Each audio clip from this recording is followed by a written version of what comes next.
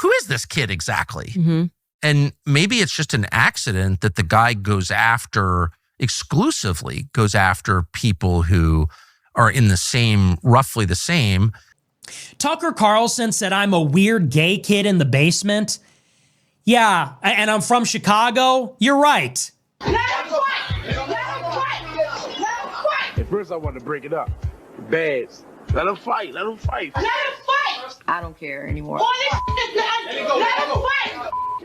Let him fight. What's up, y'all? Welcome back. Even with their preferred candidate in office and all the power that they could possibly ask for, the right wing is still infighting and basically cannibalizing themselves. Recently, Tucker Carlson sat down with Candace Owens. They talked about a lot of things, but our main focus today is when they talked about Nick Fuentes. They'll make fun of him, call him weird, and say he's probably a CIA agent undercover to take down the right wing. But Nick would not take that lightly, and he would respond.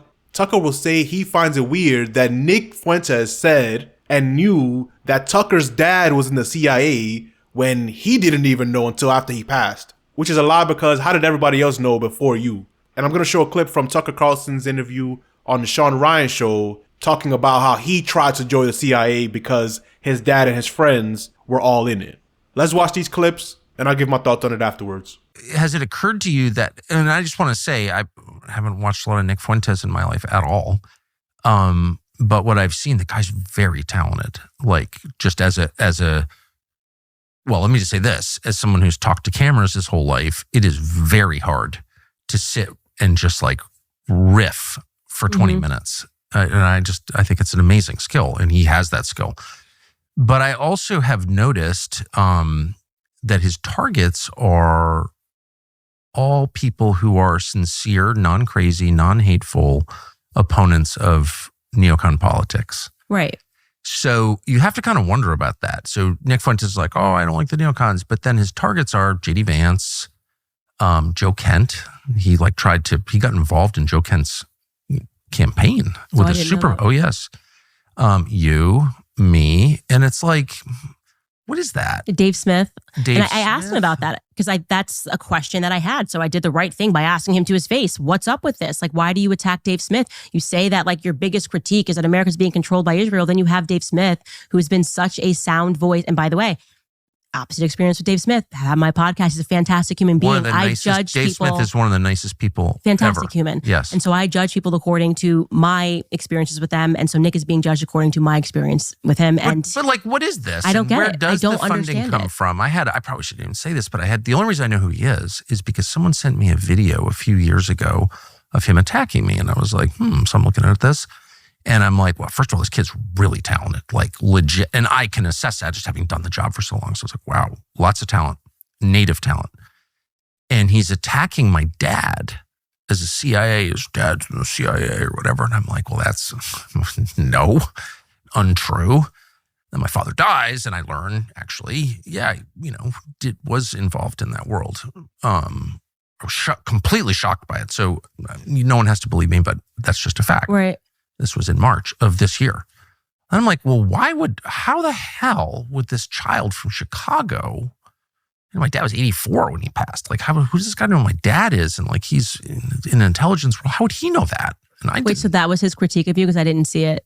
Someone just sent me this video and it was like, you can't believe anything Carlson says because his father was in the CIA and he's a CIA working on behalf of the CIA. Well, I mean, I think it's pretty obvious, and I actually feel emotional in my anger towards CIA. And I think that comes out on the air quite regularly. Right. And so the idea that I'm working for the CIA is like deranged. Well, if it helps, he said I'm funded by Russia now. Since the interview, he then did a thing and said I was funded by Russia. But you would be a lot more likely to take Russian money than I would be to work for the CIA, because you would never take Russian money and you're not Russian. But I mean, I really hate the CIA. And I mean, right. That's like very offensive to me. So why would you? It's like personal for you. Well, a little bit. Yeah. And anyway, so your dad being in the CIA was basically public knowledge to everyone but you. Come on. And as we're going to see, all his friends were in the CIA, but it was a surprise to you until after he passed. Come on. Again, all of these people are trash to me. So this is not really defending or picking sides. I just want to see them fight. and try to pick out who has the better arguments. And as we'll see, Tucker doesn't really have good arguments. But before we get back to Tucker's full disagreements, let's call it, with Nick, let's see what Tucker had to say when he tried to join the CIA on Sean Ryan's show, another quote-unquote former CIA agent. You were trying to get into CIA. Yeah, as Vladimir Putin reminded me. I don't know how you knew that. Yeah, I applied to CIA when I was a senior in college. What did you want to do for the CIA? Operations. Yeah, it was completely different organization. Well, who knows what it was, actually? I don't know. I mean, I was operating on the basis of a lot of my father's friends served as operations officers. Some really wonderful guys, who I guess I probably shouldn't name, but who were always at our house and were just legit interesting people and smart people. But, everything changed after 9/11. You worked for CIA, so I don't need to tell you. But I think that the explicit paramilitary part was much smaller. And these were like spycraft guys, a lot of them probably involved in, who knows what they're involved in, but they were definitely literate and smart and interesting. And they lived in all these countries, and we had just traveled a lot. And my dad was really interested in the world. And, we never like went to Florence or something. We always would go to weird places. And he was just interested in how people lived in different cultures and learning about them. And he's just interested in everything. Amazing teacher. So these guys had lived that life. They'd been there when this happened or that happened, or you'd been, chief of station in Jerusalem or something. It's like these guys had really lived a life. And I thought, I want to live that life. I want an interesting life. That's what I wanted. I want an interesting life. And we grew up in a pretty affluent circumstances, not crazy private plane rich or anything, but, I didn't worry about money. That wasn't really a factor. No one ever talked about money, which is one of the privileges of having it. You don't talk about it. And in our culture, you don't talk about it at all under any circumstances. So I didn't really think about money at all. I was just like, I want an interesting life. So I applied to CIA, and that whole application process this was 1990. And I should just say, for the record, that I had no idea what the CIA was, actually. And I didn't believe any of I think Kermit Roosevelt actually lived right down the street from us. Are you kidding? No. Oh, man, that's cool. But I didn't know. I mean, but that's just the world you live in Northwest D.C. Like, I never thought any of it was bad. And the people who did think it was bad were like these fervid left-wing America haters. And I was like, fuck those people. Like, they're all Noam Chomsky type. They don't know anything. And I was a child, and I was just dismissive. And the Cold War was going on. So it was really a binary. It was like, are you for the U.S. or the Soviet Union? Well, that was not a hard one for us. We're for the United States. And so when I applied to CIA, and I've taken a lot of crap, including from Putin, like, oh, you're from a CIA family. Well, yeah, obviously my father worked in conjunction with CIA. I mean, that's what that is. And I tried to join the CIA, but I'm not being false about it. I am a sworn enemy of the CIA at this point, no doubt about that.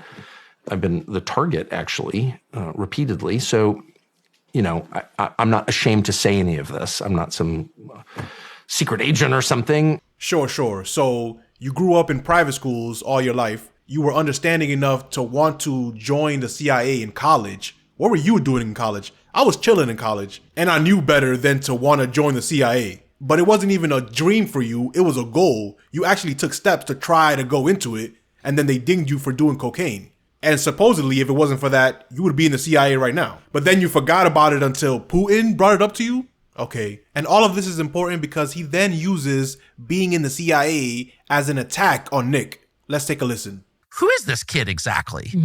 And maybe it's just an accident that the guy exclusively goes after people who are in roughly the same. And then he gets up there and he's like, making Holocaust jokes. And it's like, is it possible that this is like David Duke? And David Duke, every time I had a new show, David Duke would endorse my show. I don't know, who the hell is David Duke? Well, David Duke is obviously part of a campaign to discredit people on the right, obviously. And I think it's very obvious that Nick Fuentes is exactly the same. Doesn't mean everything he says is false. It doesn't mean he's not talented. He's enormously talented. Doesn't mean he's a bad person. I'm not attacking him personally, but he is clearly part of a campaign to discredit non-crazy right voices.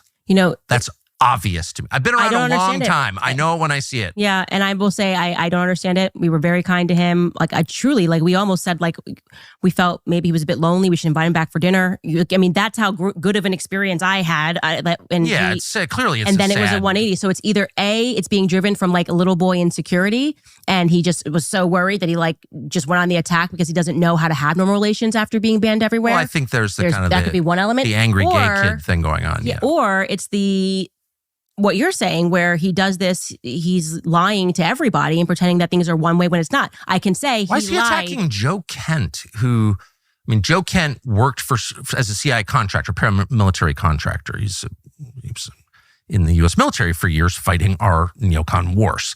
And his wife was killed in Syria in one of those wars. Joe Kent is the single most sincere critic, and I would say the one with the most credibility in the United States to say this foreign policy is bad. It killed my wife. I was a part of it. Joe Kent is actually someone the CIA doesn't like at all because he understands how it operates. And for Nick Fuentes, who's like some child from Chicago, to go after him specifically, one congressional seat in Washington State. That is random. It's not random, though. It's the opposite of random. Joe Kent was number one on the list of people they wanted to knock off, people who believe in our neocon foreign policy. They wanted Joe Kent out because he could stand up and say, I actually know. I've got the receipts. My wife was killed in Syria. You had to take that guy out. And Nick Fuentes, this child, this weird little gay kid in his basement in Chicago, is participating in a super PAC to bump off Joe Kent. Like, I've been around this my whole life. I know what that is. It's just an organized effort. Yeah. And he also did the thing that David Duke always did, including to me, which is be like, oh, yeah, it's my friend. And everyone's like, oh, Tucker Carlson's been endorsed by David Duke. I've been making like the anti-racist argument my whole life. Right. Like, I'm not for David Duke. Do I think David Duke is right when he's against affirmative action? You bet I do. But I'm not for David Duke. But David Duke would try to discredit people by hugging them. And that's exactly what Fuentes did. He goes out there and meet all these people, show up, hi, I'm Nick Fuentes. Can I get my picture with you?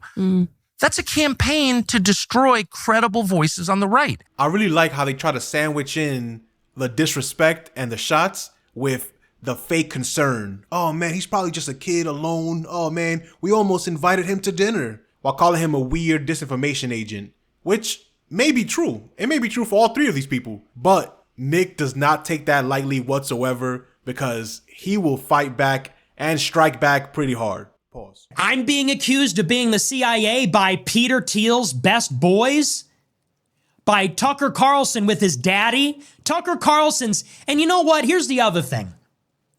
Tucker Carlson said I'm a weird gay kid in the basement. Yeah, and I'm from Chicago. You're right. Well, okay, you're not right about all of that. But I wasn't born with a silver spoon in my mouth. Tucker Carlson says, I have so many trust funds, I never have to work. Tucker went to a $45,000 per year private high school, then a $45,000 per year selective Ivy League school in New England. Tucker Carlson's daddy was a Reagan appointee. And then, after years of bragging about being an elite, bragging about being so out of touch and so rich, now he's going to be the spokesperson for all the white people. Now he's going to roll up his sleeves. I just like to hunt and fish in my log cabin. I care about Klarna and credit card debt. But then when it comes to me, I'm one of the real disaffected white people.